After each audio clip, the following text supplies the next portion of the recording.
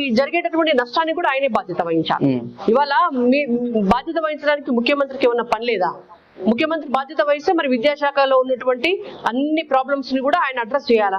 మరి ఆయనను గెలవడానికి టీచర్లు ఎందుకు నెలలు పడిగాపులు పడాల్సి వస్తుంది? ఆయనను గెలవడానికి మీకు ట్రాన్స్ఫర్ల కోసం ఎందుకు పడిగాపులు పడాల్సి వస్తుంది? ఆయన గెలవడానికి ఎస్జిటి టీచర్లు ఎన్నిసార్లు హైదరాబాద్ కు రావడం జరిగింది? ఆయననే బాధ్యత వహించి ఆయనే విద్యాశాఖ మంత్రి అయితే ఇవాళ పాఠ్య పుస్తకాలు స్కూళ్లకు పోతే కూడా పాఠ్య పుస్తకాల పైన కూడా ముఖ్యమంత్రి పేరు కేసీఆర్, విద్యాశాఖ మంత్రి పేరు సబితా ఇంద్రారెడ్డి గారి పేరు ఎట్లుంటదండి?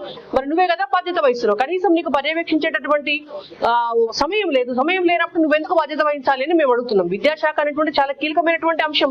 ఇవాళ దాదాపు 42 to 44% of Telangana students government schools లోనే చదువుతున్నారు. మరి ఆ చదువుకుంటున్నటువంటి పిల్లల భవిష్యత్తు మీకు సమయం లేకపోతే వాళ్ళ భవిష్యత్తుని మీరు రోడ్డు మీద పెడతారా?